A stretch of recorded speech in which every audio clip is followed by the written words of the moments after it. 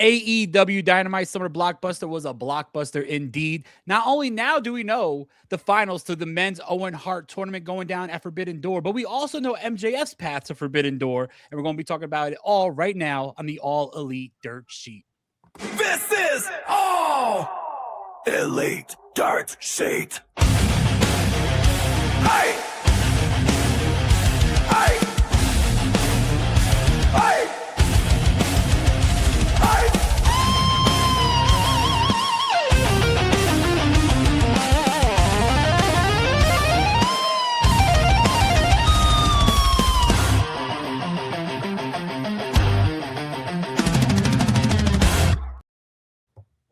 What's up, everybody? Welcome to the All Elite Dirt Sheet, your AEW Dynamite post show. I'm your host, Mike Dinero. As always, I'm joined by my homie, my brother, TK, in the building. What is up, man? Yo, yo, yo. What is going on? Dinero, everyone watching, appreciate you guys greatly. But first of all, before we hop into this awesome summer blockbuster show, I just want to give you big props, bro. Last week, going solo, Dirt Sheet mission. Missed you last week for sure. Great job. 5-star Dynamite, huh? Just fucking bringing out the big stick without me in the building, huh? Dude, I missed you so much last week, man. And I am so glad that you're here so we could actually like do this shit together.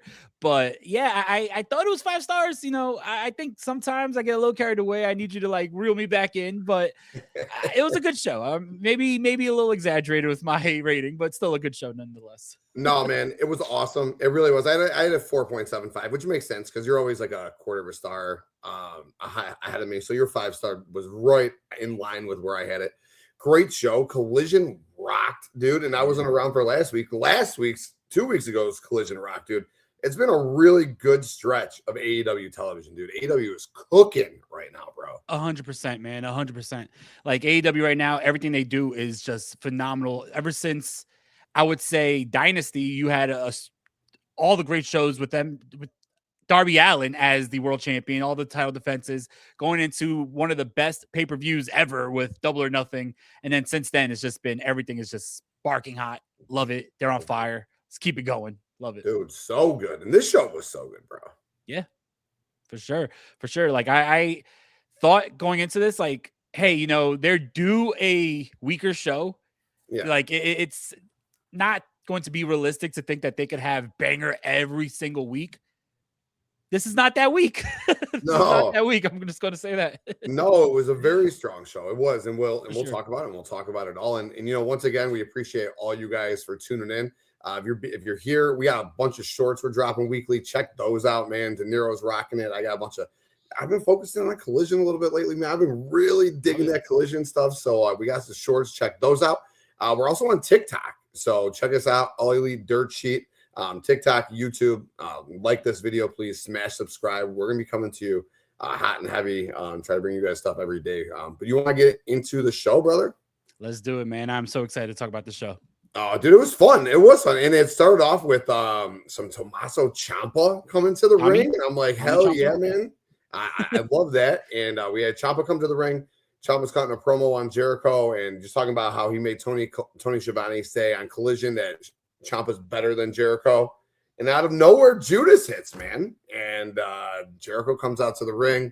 The crowd's going crazy. They're singing the song with him. And Ciampa's just like, no. We're not having this. The fun is over. The sing-along party is over. And then Jericho kind of joked around with him. He called him Tommy. The crowd's chanting Tommy. The crowd was doing the bald thing. Ciampa's like, no, I'm not doing this. Jericho's like, why am I only wrestling bald guys since I've come back? Like, so that was pretty funny. It's pretty funny segment all around, but it did get serious. It did get heated. Jericho and Ciampa did end up throwing wood at each other. We had officials in the back come break it up, leading to something down the road. So that's how we opened the show. Bro, what'd you think about the start of the show?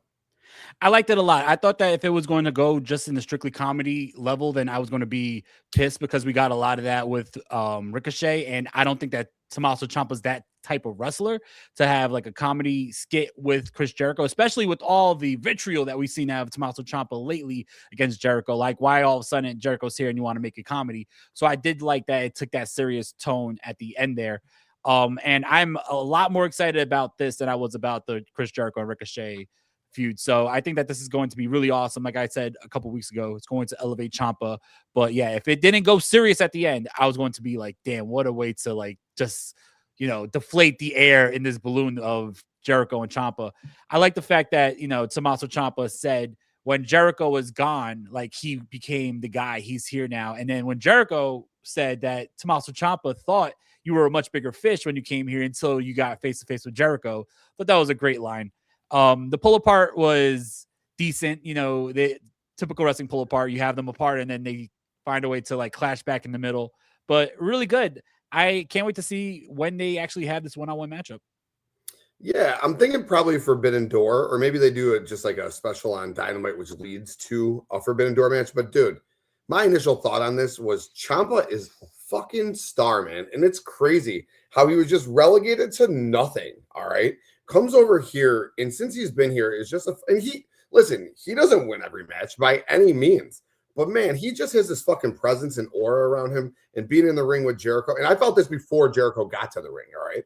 And then Jericho gets to the ring, and it's Chris fucking Jericho, dude. No matter how we feel about it. But this feels way bigger and way more important than the Ricochet and Chris Jericho feud ever did. So I'm excited for both of them. And the match, whenever it happens, I imagine we'll probably get a couple of matches with them. Why not? And I probably a Forbidden Door would be a nice way to go about it and give Ciampa a nice pay-per-view match, which I think he's earned at this point in AEW. So for sure.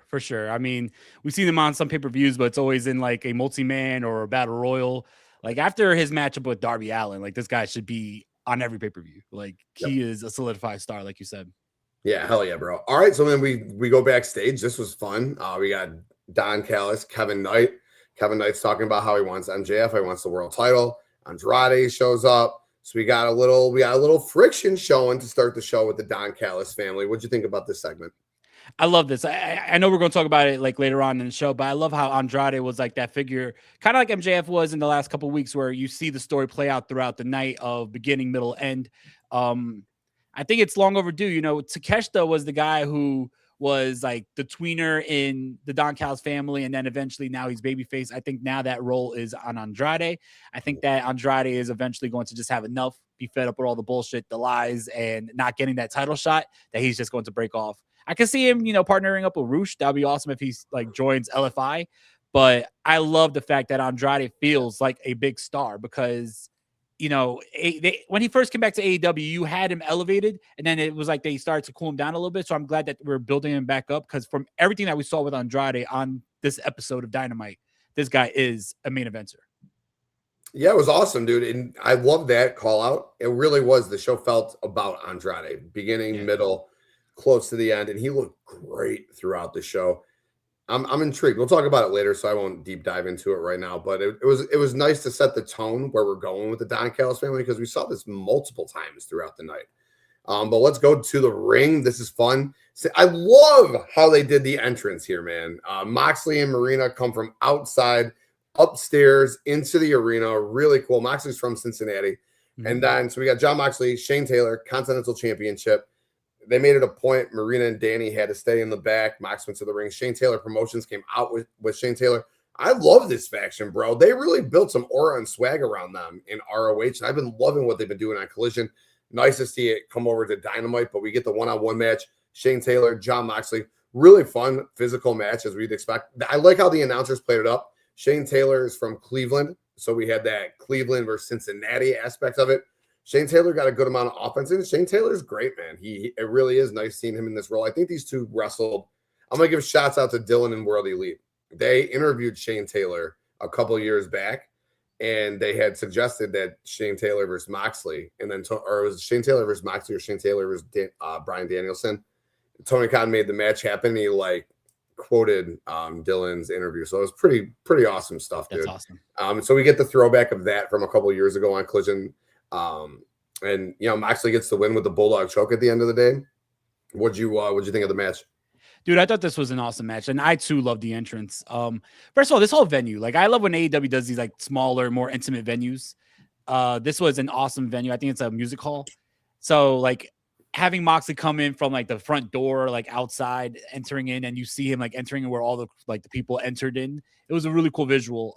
This was a great matchup. I really enjoyed it. I think that, like you said, building up Shane Taylor Promotions as a elite faction, as a dangerous faction. Like, you need more of those type of factions to go against the Death Riders. They can't always be going against the conglomeration or against the Don Callis family. So you're not doing much with them in Ring of Honor. You could bring them up here. And plus, I feel like they graduated Ring of Honor in a way, right? They've done everything there is to do in ROH. Bring them up here. They all look like money. This was awesome. I love what happened after the matchup too, with the whole big brawl between Shane Taylor Promotions and with the Death Riders.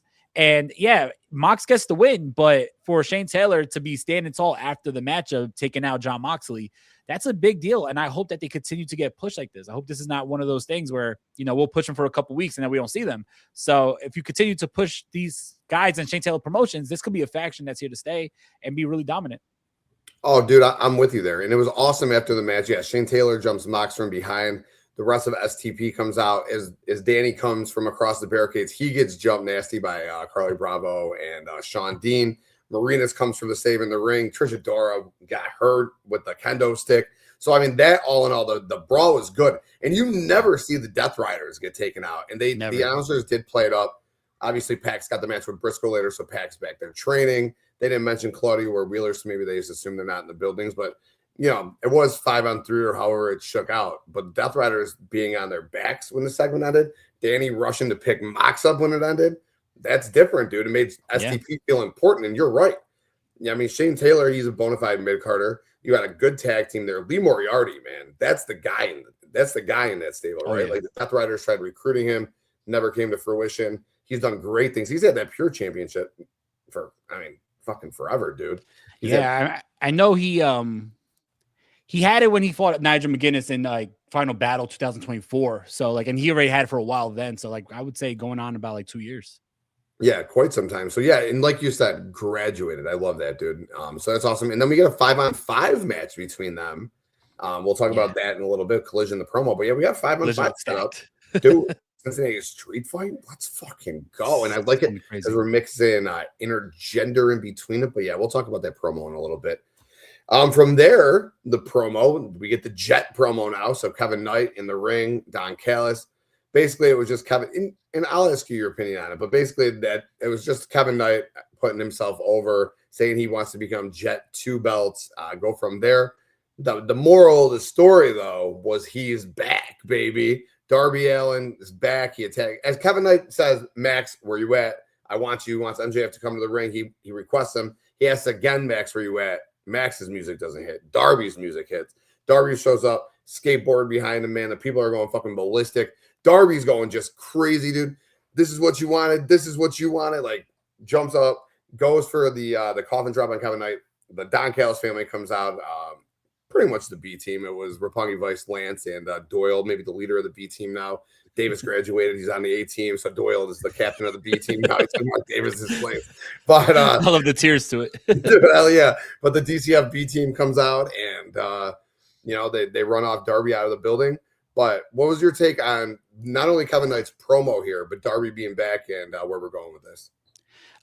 First, for Kevin Knight, I love the fact that he didn't just join the Don Callis family to be a part of the Don Callis family. He has a motive. He's there because he believes that that's going to elevate him to the world champion.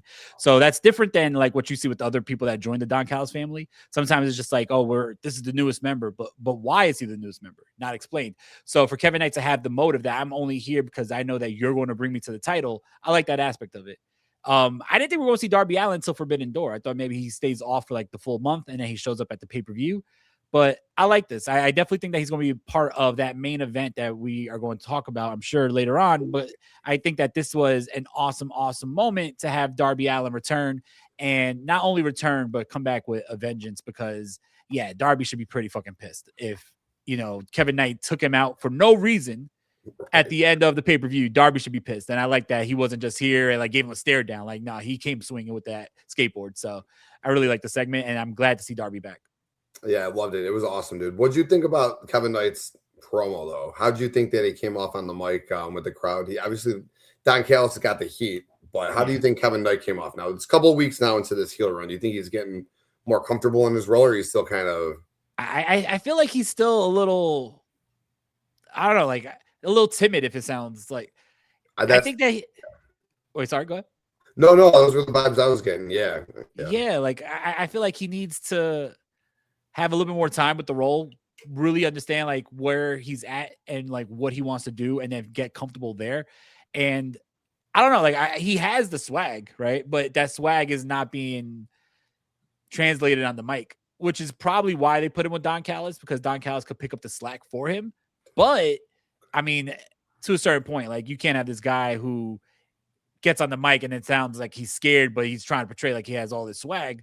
So like I do feel like maybe he needs more time to get comfortable in the role. I've seen it happen. Like look at people like, you know, Dominic Mysterio, like when he first started as a heel, super like just sounding like he didn't fit in that role.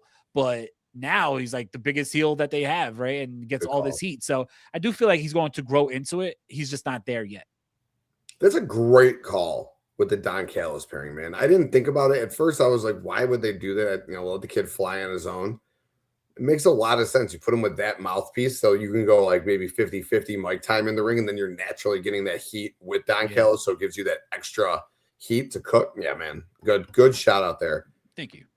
Yeah, hell yeah, man. But all right, let's go back to the ring now. We get this is cool. So we had like 3 match segment. I'll call it like a match, and it all was like came together beautifully. I love when they do that. Dude, it was so nice. So it starts off. We talked earlier about Pac not helping the Death Riders out. He was back training, probably in the alley or wherever the fuck that the Death Riders hang out against Mark Briscoe. And this is a big match because right before Mark Briscoe came out, he was talking to Tony Khan backstage, and Tony was in Gorilla, and he's like, "Yeah, yep, you're right. Yeah, you do it. You go ahead." And, I was assuming that they're getting a title shot, as he's been asking MJF for weeks for this title shot. And I think that's probably what most people thought, but we'll get to what it actually was. But we get the match, Mark Briscoe and Pac, and we never had this match before. Pretty interesting. And this match, fucking bang, dude. The crowd was a little early in there. This is awesome's Fight Forever. Chances are maybe 5 minutes into it. They haven't even got into the heat early, and what was there not to feel? These guys are these are professional wrestlers, man. These are just, and this is why AEW is so good. And again, Mark Briscoe going for the world title, so I guess you can't call him just the proverbial mid-carder anymore, right? Yeah. But at the end of the day, these guys are just your workers, man. These guys are dogs.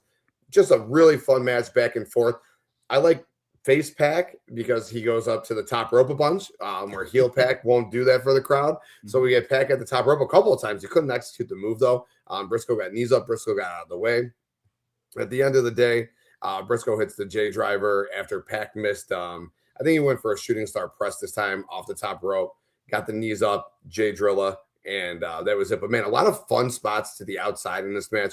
Pretty hard physical match, and the crowd really ate the matchup. What was your opinion on this match? First, I was surprised that this was the first time that these two were going one-on-one.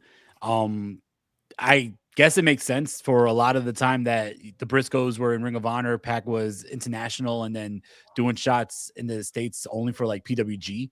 And the Briscoes weren't in PWG as often. And then Pac goes to WWE. The Briscoes stay in ROH. So I could see how their paths never really met. But dude, I love when you have two styles that are somewhat similar, but also different. And then they just mesh together in the ring like this. This was a clash of styles, but it just worked. Mark Briscoe, dude, you're building that momentum. I feel like a couple weeks ago when he came out and confronted MJF, everyone was all like, oh, come on, why are we putting Briscoe in this? Why not this guy? Why not that guy? Why Mark Briscoe? But then he cut that promo last week, which in my opinion was the best Mark Briscoe promo he's ever cut. Then he's having matches like this. The match with Leo Rush was a lot of fun last week. The match with Pac is good, So I feel like you're really building him up as a main eventer. You're really building him up as a real challenger for MJF. This was a great matchup, though, man. If you want to put matches like this to give Mark Briscoe that momentum, then you put him against guys like Pac, who are top-notch athletes and great wrestlers. Yep. And he held his own. At no point in this matchup was it oh, wow, Pac is outclassing him. He's, just overmatching him. No, he held his own. He did great. And I think it was a great matchup. Yeah, dude. It was. It reminded me of a Continental Classic matchup, dude. That's what this felt like to me. Oh, yeah. And right after the match, we're not done. Mark Briscoe gets on the stick. He calls out MJF again. He tells him he's a scared little bitch. He won't give him a title shot. And then MJF comes out and says, why would he? Again, he goes back to, look at you, bro. Look at me. look at you. I got all the power. I got the looks. I'm the champion. You're not getting my Triple B. A guy like you should never be world champion. And then he goes, and I got money. And he goes, you have friends that you care about, and all I care about is money. Friends hinder you. But I pay people. And then I guess, are they called Lethal Injection now? Or I know they're called the Lethal Twist now. It used to be the Lethal Swirl, which was also a stupid ass name. Yeah. But the Lethal Twist, dude. Yeah. I don't know, man. Call them Lethal Weapon or something that makes sense. Like, I probably, yeah. All right. The swirl to the lethal swirl to the lethal twist. Yeah, that makes sense. I like that. I like them together. I like Jay Lethal with Blake Christian and Big Shotty Lee Johnson. I like them together too, but that name is trash. Yeah, trash. So they come out, they go after Mark Briscoe, and a lot of history, as you know, between Jay Lethal and Mark Briscoe. And Mark Briscoe actually gets the better hand at first on them 3-1. I was like, ooh, this isn't a good way to put these kids over. But they do get the upper hand on Mark Briscoe, which is great because he's got a whole stable in the back, right? And the conglomeration comes out. They make the save. Mark Briscoe and MJF goes back and forth. Mark Briscoe grabs the stick and goes, you know what, MJF? Since you're going to be a little bitch, I got you. We're going to do, and you have no friends. I got my friends. We're going to do a 6-on-6 match, and we're going to do it in the main event of Forbidden Door in a cage, dude. And I'm like, wow, what an epic waste of MJF this is, dude. Until we'll get to it. But that was my initial thought. I was like, damn, 6-on-6 cage match in the main event. At first, I thought he was going to say him and MJF 1-on-1 in the main event. And I was like, damn. But no, it's cool. 6-on-6 inside of a cage. Have we seen that before? I think we saw it last year at Forbidden Door. They actually had, wasn't it the match where it was the Death Riders versus Will Ospreay, Tanahashi, Kenny, Kota, and Darby, I think? Yeah. Yep. You're right. But I think that they're trying to run that back. They might make that a yearly thing. I did want to ask you, but I'll ask you after we talk about the segment. But like a lot of this show made me think like the whole Forbidden Door concept, it doesn't really seem necessary for the show. Because a lot of the matches are AEW versus AEW matches, and it feels like this should just be an AEW pay-per-view, right? And I know I'm gonna go really in depth on this on like the Wrestling DeLorean, but like before we get into the matchup, I want to know like your thoughts. Are you over the Forbidden Door concept? Should it just be like a special Dynamite show? Like maybe like once you do Forbidden Door Dynamite, and then you could bring in like New Japan, CMLL, because I feel like we are forcing CMLL, Stardom, and New Japan talent on the show when right now the whole trajectory of AEW storylines are for AEW versus AEW matches for this next pay-per-view. Do you think that if they did this for a Dynamite and just kept it like a AEW show would be better? Or do you think that this still has some, miles on it to do a whole joint promotion show? Yo, so I'll be real. I was at the first Forbidden Door in Chicago. My boys, our boys flew in for it. Nick from the UW Pod was here. Bakley was here for it. Brett from Brainbuster Boys was in for it. Like, it was a good time. Like, that's how big the show was. And it felt big and important. And then, like, it didn't. The following year was actually bigger because I think more people were healthy. Yeah, I went to year 3, which was good too. Yeah, hell yeah. But here's the problem, right? And I'll be real with the Forbidden Door concepts. AEW bled New Japan's talent pool dry, bro. Forbidden Door was cool when New Japan was loaded with talent. You got guys like Ospreay over there, and Ospreay comes over to challenge Orange Cassidy. And I mean, Zack Sabre Jr. is still there, and we'll talk about that match later. Like, right, that's huge. But like, that's their biggest star. Like, and they're getting that match. Like, that's that one crossover match we're gonna get, and we'll probably see. I don't know, maybe someone on the conglomerate. There, I don't see a conglomeration. I got this match booked already, I think, with the 6. I do too. Yeah. We'll talk. Yeah. So I don't see who's getting in there from New Japan. And also, on the flip side, they bled CMLL dry, bro. They've been CML World. Claudia was just CML World Champ. Etchicero CMLL World Champ. Mercedes was CML Women's Champ. Persephone is CML Women's Champ. All these, you got all the cross talent with Mystico and Mascara Dorado. So, like, at the end of the day, you can, like, force these guys on the show, but they're not because they're really just AEW talent. And you can't do these AEW versus CMLL matchups or AEW versus New Japan matchups because it's kind of like, who are you going to fucking do it against? I mean, we could have done the United Empire thing against the Death Riders at Forbidden Door, which we talked about. We thought that they could lead this out. But at the end of the day, this Will Ospreay Death Rider thing is so much fucking better than anything that we thought we can get with Will Ospreay and United Empire against the Death Riders. Like, fuck, could you imagine if they would have bled out that Ospreay and Moxley thing? Nah, yeah. I would have been way over that. Right. So, like, at the end of the day, I think you're right. For the Forbidden Door concept is over, but I think it's over because they have sucked the talent pool dry in New Japan. And listen, Andrade goes over there. He is their global champion right now. Takeshita is their television champion right now. Nick Wayne just wrestled in the Super Junior. So, like, they go, you know, their talent still goes over there on the big shows. Okada just wrestled Wrestle Kingdom. So, like, yeah, they work the shows, right? But no, man, it's a dead ass concept. You got to keep the name though, like it's part of the lineage of AEW now, so you can't like change the name. But you're right, the true concept of what it was built on is dead, dude. Yeah, I mean, I feel like when do you take the concept and like go a different way with it then? Because like I would have liked the situation. Maybe you do Forbidden Door, but it's like maybe AEW versus the Indies. You bring in like all these top indie guys. Like maybe you bring back like Nick Gage. You bring in guys from MLW because there's a loose partnership with MLW. Maybe you bring in Cross. You bring in a Matt Riddle or someone from MLW to go against AEW guys. But I just feel like, yeah, you bled New Japan dry. You have all the top talents from CMLL now under AEW contract. You bring in these Stardom women all the time.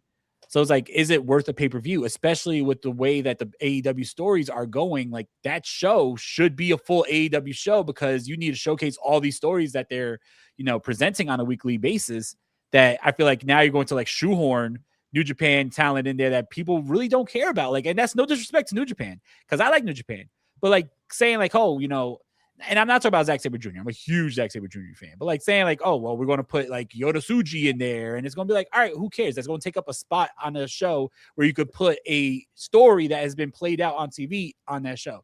So I feel like I don't want some of these stories to be dragged out all the way to redemption because you're not going to have a spot for it on Forbidden Door. So I don't know. When I was seeing these matches made for Forbidden Door on this episode of Dynamite, I was thinking like, is Forbidden Door even needed? Do we need, like you said, I don't see New Japan talent in this main event, nor are they in the co-main event or probably the real main event, which is the Owen Hart. So it's like, where are we going to fit all these New Japan talents in? It's going to feel like it's just forced in just to keep the concept alive. I got 8 matches booked. Well, I'm going to cross one off because that'll be a part of the. I'm going to cross 2 off actually because it's going to be. I thought Kevin Knight and Darby and Takeshita and Fletcher would have one-on-one matches at this show, but I think very much so that all of those guys are going to be involved in this main event cage match, which is cool because again, when they announced it 6-on-6, I was like, "Fuck, man, I don't want to see the demand against the conglomeration in a fucking cage, dude." Like, I was like, "That's disappointing," but again, well. Yeah. My excitement levels rose significantly for this 6-on-6 match as the show went on. Like I got real fucking juiced up for it. So like my initial thoughts were like, ugh. But now I'm like hyped. But what was your thoughts like on the actual segment with Mark Briscoe and the announcement of this match with MJF?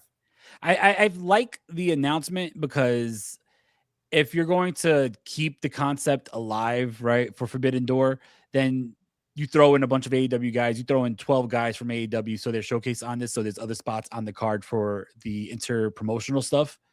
But I feel like I'm going to sound like a hypocrite. I was just saying how Mark Briscoe built himself up as a world title contender.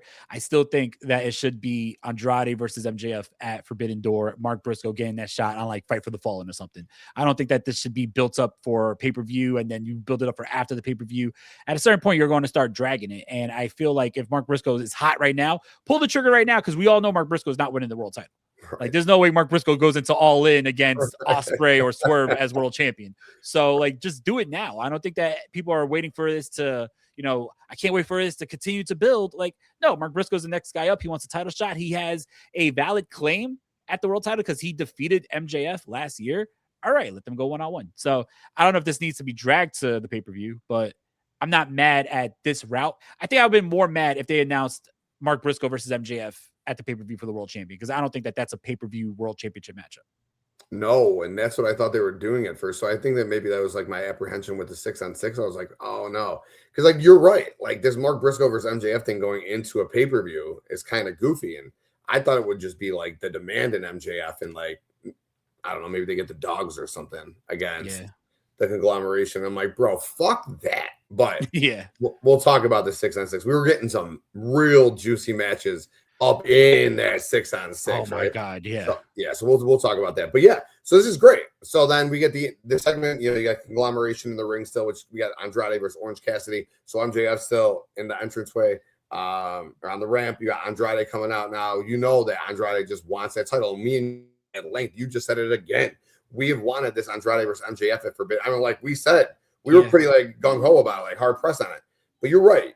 Another thing that you're right about. Great fucking call out. You put these three. Kevin Knight versus Darby is in this match. Takeshi versus Fletcher is in this match. MJF's world title match against, I guess, Andrade or Mark Briscoe, right? Because you're going to tell that story inside of that is going to be inside of this match. So that's 3.5 matches they were able to throw into one match, one main event. Or I don't know. I still think Ospreay and Swerve should main event, but I get why this would main event. I digress. So yeah, that has more room for the New Japan talent, CMLL talent. So great shout out there. But yeah, so Andrade, MJF face to face. Andrade hits the ring. Andrade, Orange Cassidy, bro, this thing fucking bang, dude. I don't know which match I thought was better between Andrade and Orange Cassidy and the Briscoe Pack. Just two phenomenal matches, just a world-class talent. Again, we just said that about Pack and Briscoe. Same thing with these guys. Just so good, man. Back and forth match on the ground, in the ring. Lio Rush and Orange Cassidy have been flirting for weeks, dude. I love seeing it. Lio Rush is in the crowd this time, though, like with the phone, trying to take selfies with Orange. And, Orange got his thing when he sees Lio Rush. He just like dead ass stops. And then Andrade with the selfie with Lio Rush. This shit was just gold. The match was phenomenal, man. At the end, Orange went for the Orange Punch. Andrade counters with the nasty spinning elbow. And then Andrade hits the DDT flip. You probably know the finisher's name. The DM. Yeah. What was it called? Now it's called the DM. The D. Of course it is. Of course. So Andrade hits the DM for the victory. Really good, fun match, man. What'd you think about this match? Dude, the best part of this matchup is when Andrade removed his pants and then Orange Cassidy removes his jeans to have jeans underneath his jeans. Comedy gold, bro. I got to say, phenomenal. I was rolling when I saw that. Like, I even rolled it back and I was like, babe, you got to see this. Like, you got to see this spot. I got to say, this had the perfect mix of comedy action, but also just knockdown, drag out, like just greatness. I love the fact that you had a nice mix of, like, we're going to do the funny haha stuff with Lio Rush and with the pants and all that, but the action did not suffer from the comedy spots because these two guys were pulling out some crazy ass spots. I believe at one point, Orange Cassidy hit a tornado DDT onto the ramp. It looked like Andrade broke his neck there, and they did it again in the ring, and Andrade landed right on his head. Just nasty spots. I'm glad that they are keeping Andrade strong. I do think that these are two guys that will also be in that main event. But this was a very, very fun matchup. Andrade looks strong. Orange Cassidy looks strong. And, dude, I just wrote down that Orange Cassidy is a bona fide star in any spot that he's in. But Andrade is a main eventer. Like, this guy oozes charisma. I say it every week. And he feels so comfortable in the role that he's in. You got to strike when the iron is hot. And right now, Andrade is the hot hand. He is fucking on fire. And this is the best Andrade that we've ever seen in any company. We say it every single week, but every single week he solidifies that more and more. Ever. Dude is just oozing machismo, as the great Razor Ramon would say. Yeah. Phenomenal. And he grabs the mic after the match, a quick how you know, and it's getting over. That crowd was chanting it. Yeah, that's it. That's all you need, though. That's all you need. Listen, a simple little I just saw on my phone a message just came through. How you know? I saw it. It's over. Over as well. Yeah. All right. So a couple things I just want to run through really quick. So we'll just do there was 4 vignettes, little backstage segments. So we'll just hit them. Mercedes, a quick vignette on Mercedes. Everyone doubts me. I lost all my belts. Everyone cheered for me to lose. Well, look, I still have this, and I'm coming for fucking redemption. This is my redemption tour. I'm coming for that world title, and I believe her, man. She looks great. She looked great last week. Stoked for her. Or 2 weeks ago, she looked great. I really like what she did after Collision with the Hazuki Persephone match. Like, that really sold me on that match. And Hazuki is great, man. I didn't know too much about her, but yeah, she's phenomenal, man. Really sold me on that match. This vignette really helped build to that match next week. I like how they gave this match time to breathe, how we didn't go right from last Collision to this week, so you can tell a little bit of story build up to that match. But I thought, solid vignette for what it was, and it definitely gave me everything I needed to know Mercedes is going to win this tournament and why she's here to win this tournament. Yeah, I love this. I said it last week. I'm saying it again. I don't get the Mercedes hate. I think that, we've been very adamant that this women's division has been lacking the last couple months. You bring in a star like Mercedes back to this division, then it's already been elevated once again. And I am just so glad to see her back. Like you said, she looked great. She looks good in the ring. And I really am excited for this Hazuki matchup with Mercedes. I thought it was going to be Persephone versus Mercedes, but I was blown away by Hazuki and Persephone, and Hazuki winning that matchup on a Collision. And with the whole, brawling afterwards, I think this is going to be a lot of fun. And I, too, like that they actually gave it time to breathe so we could build it up a little bit more for next week. Yeah, man, love it. And then we had another segment. We had Will Ospreay, quick promo backstage. It was after the match with Mark Davis, basically saying Davis is a big, strong motherfucker, but he's bigger, stronger, smarter than he's ever been. The Death Riders are, his catalyst to make him what he needs to be to go for the world title. That was about it. And then Alex Windsor comes in just crying. He hugs her for like maybe 15 seconds, tells the cameraman to get out of here. What was your takeaway from that? I like that. I like that you show the human side of these wrestlers, like the real raw emotion. Like that's what's going to make a viewer watch that and like could relate to Will Ospreay. I don't know if Windsor was crying because she lost her opportunity or if she was crying tears of joy because Will got his opportunity. Like that's like up for, perception, but I think that this was a really cool, relatable segment for Will Ospreay and Alex Windsor. Yeah, love it, dude. Great shout out with that.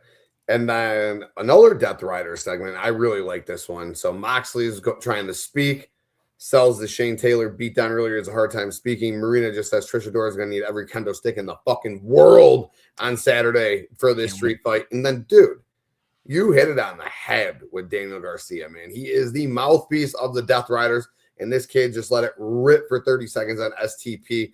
Something about, your guys. I forgot what he said. I forgot what the line was exactly, but it was basically like, your guys better be loyal fucking soldiers because we are, and you boys are going to hell fucking with the Death Riders. So you guys better be ready. And I was like, hell yeah, man. Danny just got me stoked for this match. 5-on-5 STP Death Riders Cincinnati street fight Saturday. But what was your take on this quick promo backstage?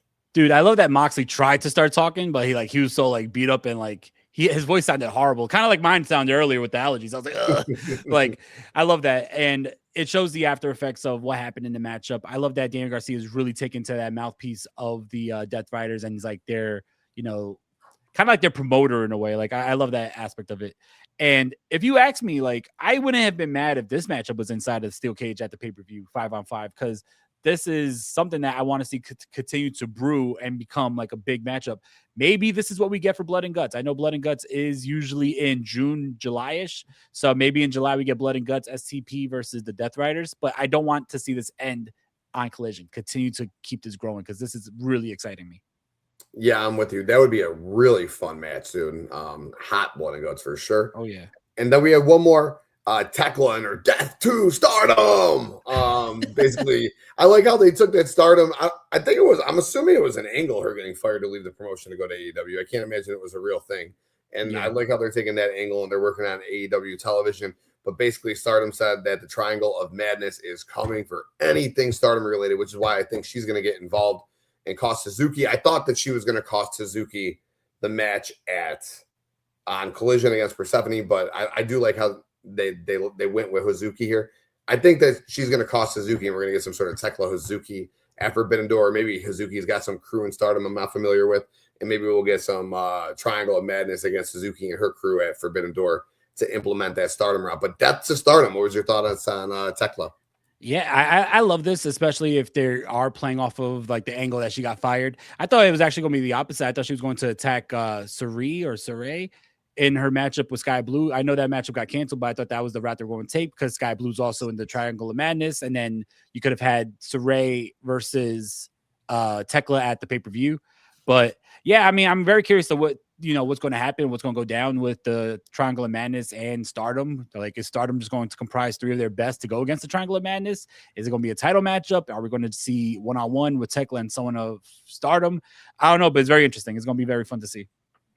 Yeah, I'm intrigued for sure. I like that. Maybe three of Stardom's best against the Triangle of Madness. And then maybe, I'm sure they're going to get the win, right? Sky Blue would have to lose. And then whoever pins Tekla or Sky Blue maybe gets a title shot. Yeah, that could be cool.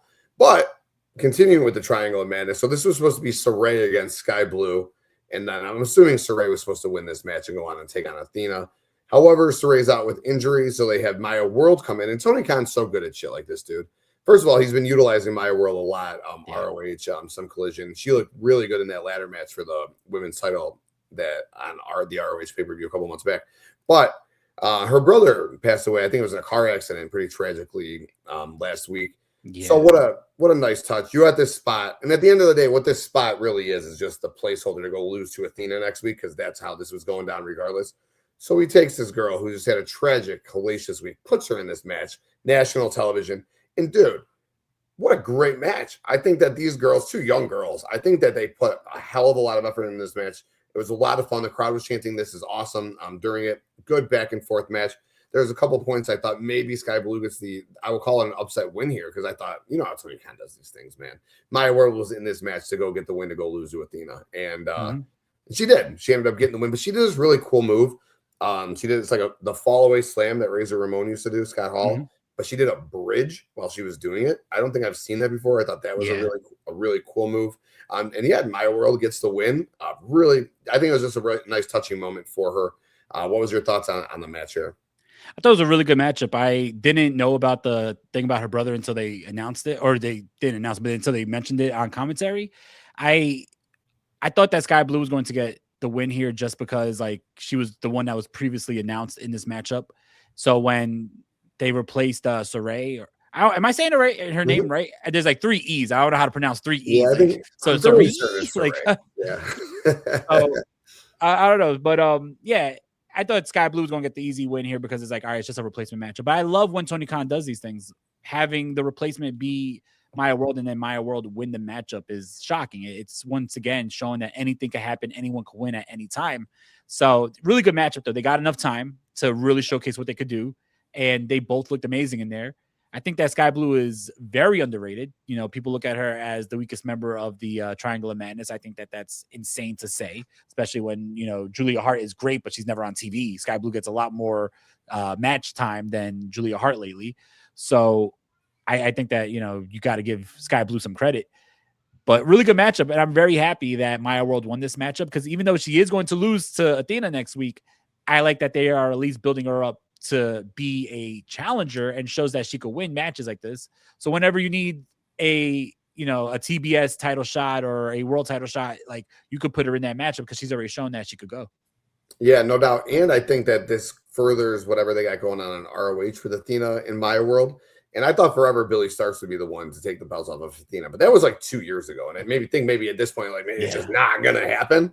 Yeah. So maybe who better than Maya World to take the ROH world title off of Athena? I mean, that girl, she cooked in that ring, man. I was really impressed. Yeah. She can't be older than 25, 26, right? She looked really young. Yeah, I would say she's probably around like 23, 24. Yeah. Yeah, she's a kid, man. She looked great doing it. Dude, strap the moon to her on ROH and maybe graduate one day back to AEW, right? I love it.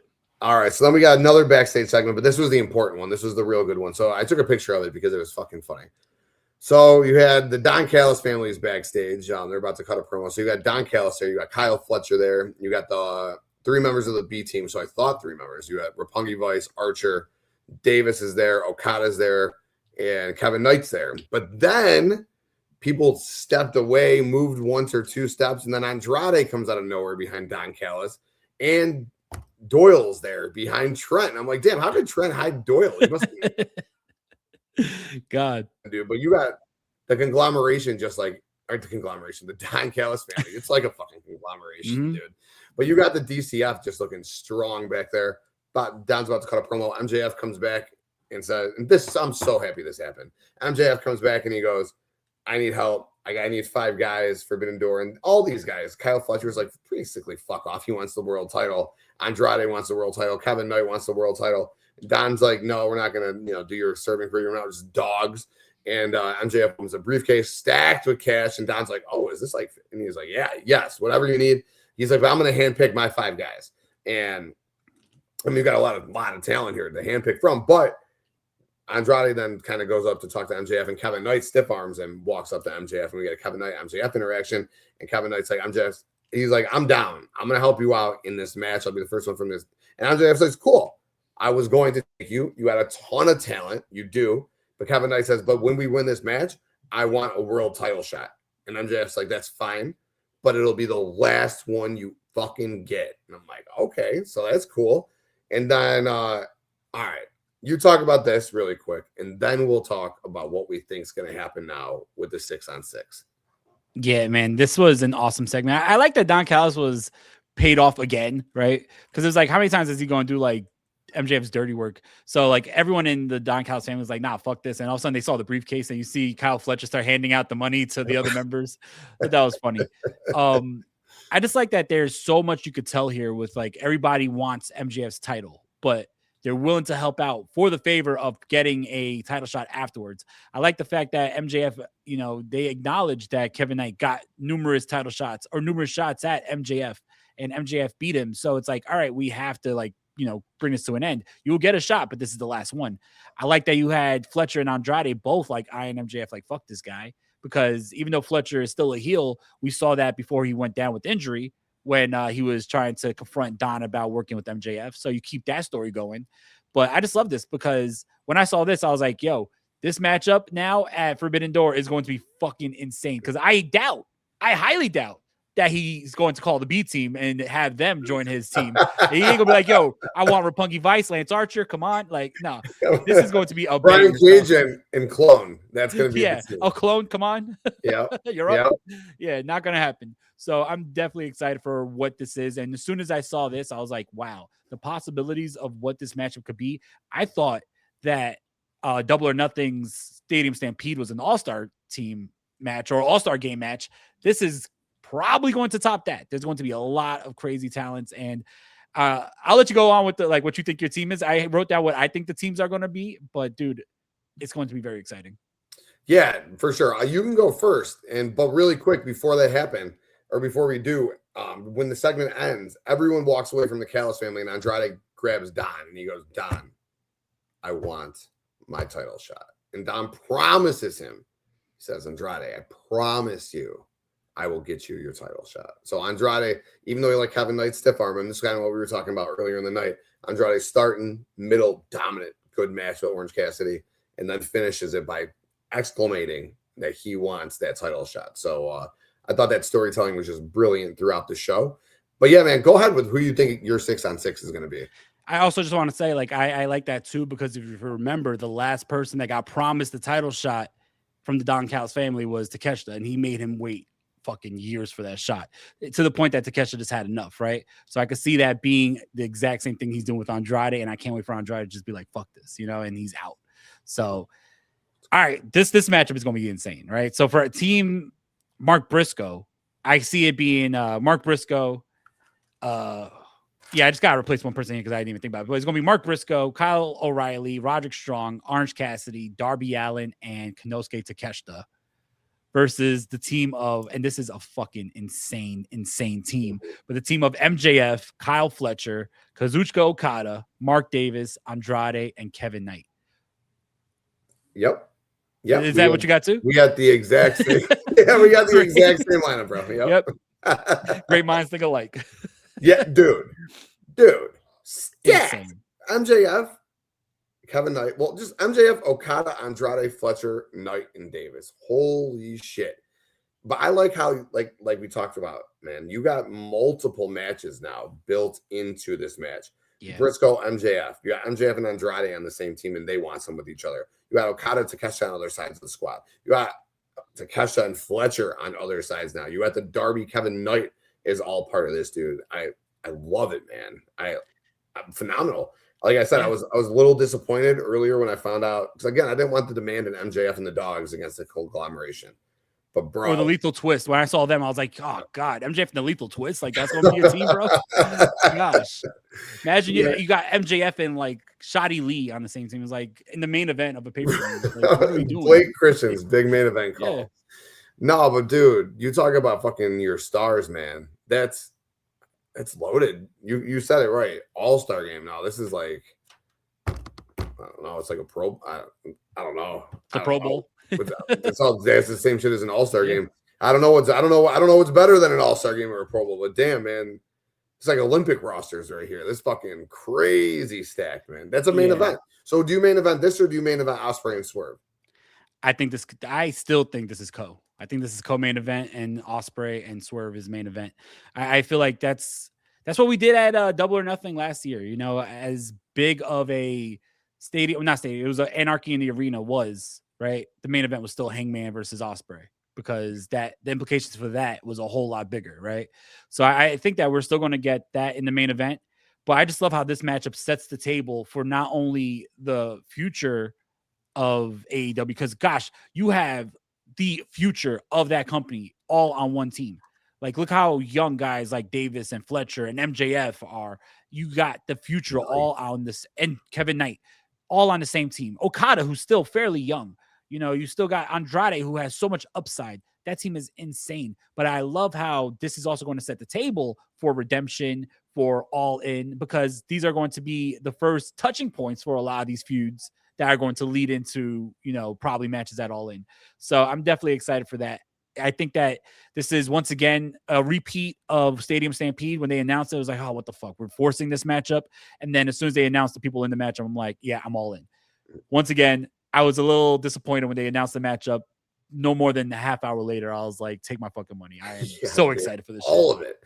You know, it's just so good, man. I'm just looking at these guys, just, and like you said, leading into Redemption, leading into All In. I was like, how are they going to do Fletcher to Takeshita already, man? Like, that feels like an All In match. And that feels like you could do it at Redemption and then lead to a bigger match at All In, which is cool. But how do you push that out from now to All In? How do you do Darby and Kevin Knight from here to All In? It's perfect, man. This 6-on-6 at the pay-per-view. Redemption, you can start telling different one-on-one stories leading to grudge matches at All In. I love it, man. You know what else I love? This main event was fucking fire, dude. Main event, Owen Hart tournament semifinals, Brody King, Swerve Strickland, rematch, baddest dude in AEW, most violent dude in AEW. This match did not disappoint, man. Not at all. A lot of fun sequences in this match. I think my favorite, Brody got busted open, and then Swerve hits a house call, and then Brody stays up for whatever reason after the house call. Swerve goes to the top rope and hits a top rope house call with just blood drenching from Brody. And Brody kicks out, dude, which is fucking crazy. He goes for the Swerve goes for a vertebreaker. Brody reverses it. And then Brody gets his offense in, man. He hits his fucking flip in the corner. He hits nasty pile driver, spikes him, dude. Two count. Brody is just so bloody, man. Brody hits the ropes. Nana hits him. I don't know. It was a bell or a TV monitor or something. Cracks him in the head. Swerve ends up getting the Verto breaker then. Brody went for the Gonzo bomb first. Swerve reversed it. Brody was close, man. He was right there. But yeah, Nana pops Brody in the head. Verto breaker, 1, 2, 3. Swerve gets the win. Brody's there lying just bloody to end the show, which leads to Ospreay and Swerve Forbidden Door main event. What was your thoughts on this match, bro? Dude, amazing matchup. I was so excited for this because their first matchup at Revolution was an absolute banger. This was a great matchup. Brought the heat. Don't think it really reached that Revolution level, but still, like, these two were beating the shit out of each other. Like, I love that Swerve stomp on the outside where Brody was sitting in the chair. That was nasty. Like you said, the cannonball into the he hits the cannonball, then does a insane pile driver. It looked like Swerve hit the top of his head. Swerve looked like $1 million. Like, I know he's like been sporadically shown on TV, but at Double or Nothing, it looked like he was still in bulking phase. Like, he was like eating more, but he looked like he's definitely converting that fat into muscle real quick because he looked buff as fuck in this matchup. This was a really good matchup, though. I really love this. I think the right guy went over. I was upset. I don't know like what they're going to do with Brody going forward because I don't want to see Brody continue taking losses. I know there was a backstage promo afterwards that was like on AEW's Twitter, I think, or their X, whatever, right? They have this backstage promo of Brody bleeding and he's just, saying how it's not done. He's not done with Swerve. So I don't know if this leads to something else, but I do think that we need something new or something different for Brody because we can't just have him in the main event losing every single time. But it's going to be very interesting to see where they go with him. I'm happy we're getting Swerve and Ospreay. I said that I was at Forbidden Door 3. That was main evented by Swerve and Ospreay in Long Island. That was a great matchup. I think running that back as the main event at Forbidden Door is going to be phenomenal. Still think Ospreay is going to win, but that's going to be a great matchup. Two different wrestlers from when they faced off 2 years ago. So should be a lot of fun. Oh man, you're spot on. So I wasn't even thinking about it. I didn't see that Brody promo on X afterwards, but that makes sense. If Brody's not done with Swerve yet, that's cool. I'm fine with it. Let's save that. Let Brody beat Swerve at All In then, because I don't have a path for Swerve at All In. I can't see a match for him. Brody says, "Fuck you, bro. You've beaten me a multitude of times. You've made me bleed. I want your ass." And maybe Brody goes over Swerve at All In. I think that would be great. That would be a big win. Yeah. Because at this point, like I was just like we talked about a multitude of times. Like, yeah, we've talked about it sorry, man, my doorbell ring. I got a little distracted. We talked about it a multitude of times with Brody. How many times is this guy going to lose a big match, right? And this was another instance of that. But if it's him coming back as Swerve, maybe he builds up a couple of wins and goes, "I got this shit on my back. I can't get it off." Or maybe Brody just beats Mark Davis or something for the national title or whatever. Fucking Kevin Knight. Something, I don't know, whatever. Maybe he gets a different title or something. But Brody definitely needs something. Brody and Swerve would be great. This match was a lot of fun, man. I cannot wait to see Swerve and Ospreay at Forbidden Door. I think that should be the main event. I definitely think so too. Like I said, I like the implications of, setting the table for everything coming up in the next coming months with that cage matchup and how you could like set up at least like 3 or 4 matches for the next couple pay-per-views with that match. But the main event should be winner goes to All In, like that. There's no bigger implications than that. Right.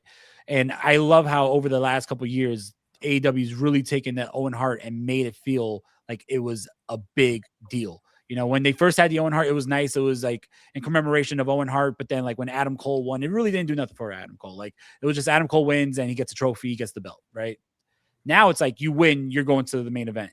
This is their King of the Ring. So I really like that. This is so important to AEW's yearly calendar and how the winner gets the biggest title shot of the year. So if that's the case, then you definitely got to put that in the main event. Yeah, man, I think so. And it's huge match. The match with Hanger was huge. This match is going to be huge. You know what other match is going to be huge, bro? And I don't think I forgot this, all right? We're waiting for this one. This is huge. All right. We talked about the Forbidden Door. There's not many huge stars in New Japan, right? And Bakley would backhand me for saying that. But there's not many huge stars in New Japan. Let's be real, man. Like you said, no disrespect, but Yota Tsuji coming over here doesn't. And what does that do? Sonata coming over here. I mean, at one point. But you know who does have a huge role in New Japan? Zack Sabre Jr. Man, we've gotten ZSJ versus Claudio. We've gotten ZSJ versus Bryan Danielson. We've gotten ZSJ versus Nigel McGuinness. And now we get ZSJ versus Kenny. By God.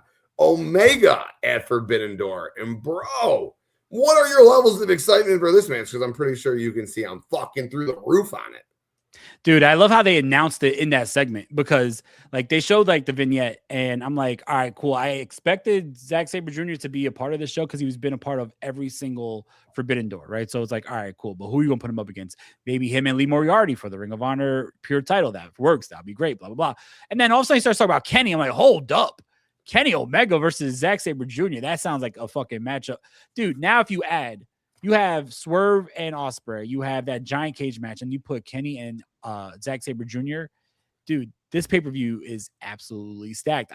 Every month they find ways to make these pay-per-views feel like this is must watch.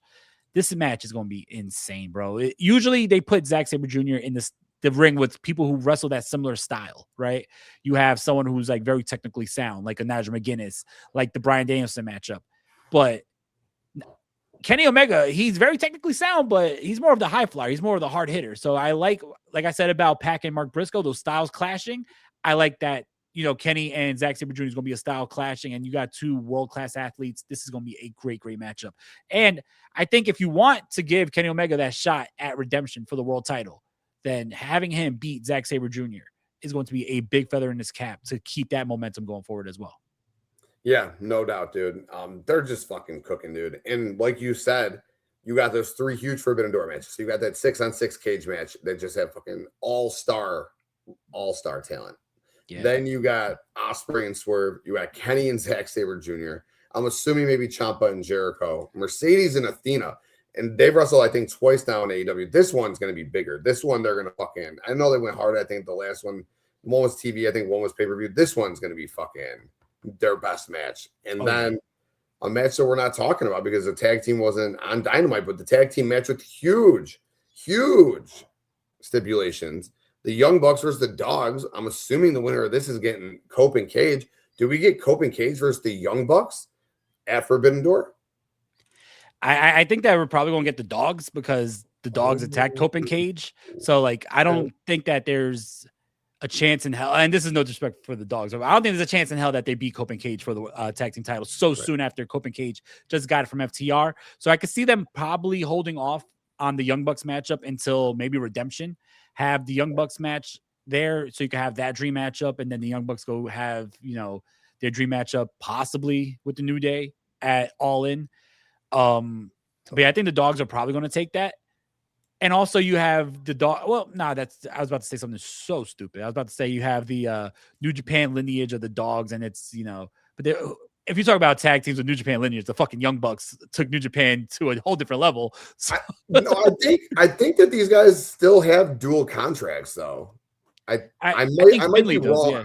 I think Finley and Gabe Kidd have dual contracts still. So it would make, I guess from that, you're not wrong. I think from that perspective, I think that could be looked at like New Japan talent. But maybe you get like what if you do get a 4-on-4? They like to do this shit.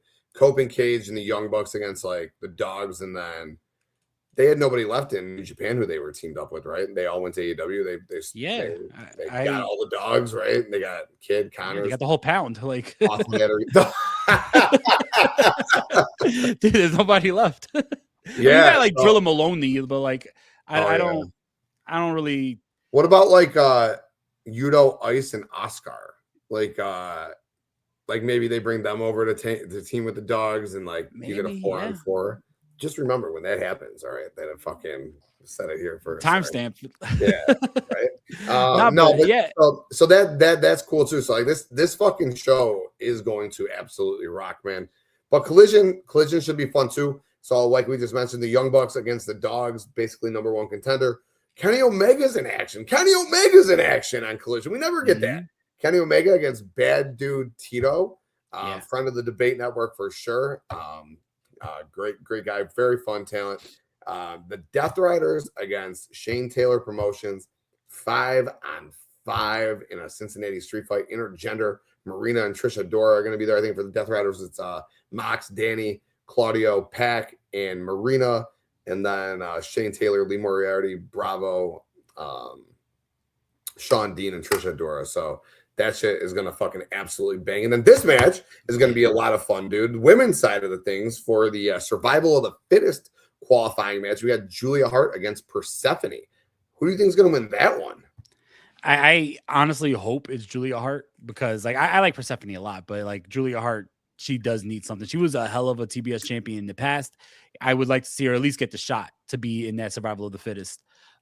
Dude, Collision is absolutely stacked, man. Like I can't believe how much there's so many possibilities for amazing matches that AEW is able to keep this going, like this momentum. Like every time you think like, all right, like I said, one of these weeks they have to cool down. Like they don't have to. Like they have so many different possibilities, especially you're bringing in guys from New Japan. Like this is a stack show. Like, gotta give a shout out to my Knicks. They got Game 5 on amazing fucking comeback yesterday. But Game 5 is on Saturday, so I might have to watch Collision afterwards, right? But I'm definitely excited. What a win. I mean, I went to bed. I thought the game was over. I saw it was down. It was 29 points. I mean, there were records at the Spurs set. First half, most threes. First half, highest lead in NBA lead at halftime in a finals game. All right, so that was 29 with like 8 minutes left in the third. Then I saw it was 14. The Knicks went on a 13-0 run. Bro, damn. Congrats. New York was so loud that you could hear them from across the fucking bridge, man. It was insane, dude. Like, I can't believe they came back for that. The biggest comeback in finals history. But with that being said, that's what I'm saying. Like, I might have to put Collision off after the finals, Game 5, but definitely will be excited for Collision on Saturday for sure. Yeah, no doubt, man. And the finals should be fun. I think the Knicks will probably wrap that series up in 5. That OG and Onobi, what a game. Dude. Block into a game-winning tip. Jalen Yep. Brunson, I say it every single time, man. That dude is the smallest dude on the court. Doesn't fucking matter. Absolute fucking dog, dude. Fourth quarter hero every game. Doesn't matter what happens quarters 1 through 3. You put that ball in that kid's hand in the fourth quarter, good things happen. Sure, he missed that 3, shot it from fucking half court, and there you go. You get the board, big fucking bounce. OG with the tip. That was sick, dude. Awesome, man. Cool stuff. They're gonna make movies off of this finals. Like there's gonna be movies off of that game. I loved it. Yeah, it was beautiful. Awesome stuff. Collision, man. Collision looks great. Hopefully we get something with the Bang Bang Gang on there. Maybe we get something with the Rascals on there. Again, this roster is just so stacked, man. I love seeing it. But what we didn't do is give our final grades for the show. So before we get out of here, Dinero, what was your grade for the show this week? Another 5. Nah. No, this was a really good show. I have it at a 4.25. I really enjoyed everything on this show. I do feel that sometimes they get a little too segment happy where, you have 3 back-to-back talking segments and then you throw a match in there. I think that there is still ways that you could put the match in between those so you don't have it feel like there's 10, 15 straight minutes of just segments without a wrestling matchup. So I feel like if you finagle the pacing of the show a little bit, then it would have been a little higher. Because I think even in the beginning, even though it was good segments, you had the opening segment with Tommaso Ciampa and Jericho, and then you go right into the Kevin Knight and Don Callis segment. So it was it felt like 15, 20 minutes before we saw a matchup. Right. You could have done the Jericho, Tommaso Ciampa, had the John Moxley matchup, then show Kevin Knight, instead of just having segment, and then all of a sudden now the match starts at 8:15. So I think pacing wise, that's the only thing that I would change. Is just the order of the segments, but everything hit. All the segments were good, set the table up nicely. And like you said, I love when they have segments that bleed into other segments, like that whole Mark Briscoe matchup that led to the Andrade matchup with Orange Cassidy, the promo in between. Love when they do stuff like that. Really good show. 4.25 is my final score. I loved it. So this is going to be crazy. I think this is the first time in dirt sheet history that I have a higher score than you. That's wild. I'm going to give it a 4.5. Yeah, I think nice. I was too at the 4.25, but I was thinking I think it was an A-. I don't think I want to give it a B. I want to give the show an A-. It really did. Every single segment, and I do agree with you. It was segment heavy, especially that first 15 minutes into the show. However, I don't mind segments that much. I do think you're right with the pacing. They should have started with Andrade, Kevin Knight, did the Moxley match, and then went into Ciampa Jericho. I digress. That's just nitpicking. Overall, though, everything that they did on the show from start to finish, I love how they worked Andrade into the show multitude of times. I like how they did that segmentation of the Briscoe through the Andrade Orange Cassidy stuff. So I thought that was all really good. I thought Sky Blue and Maya World just really cooked, man. I could have done more women stuff. I could have done more live backstage stuff with any of the women. Man, I'm going to talk myself down to a 4.25. Don't talk yourself down because of the women. More women, please, Tony. More live women. Statlander, all of them. Get them on TV. I digress. But from what was on the show, can't bitch about what wasn't on the show. From what was on the show, solid 4.5, man. Really good stuff. The main event, I think, helped get there. I love Blood. The match was a lot of fun. I think those guys really showed up. So yeah, real good 4.5 for me.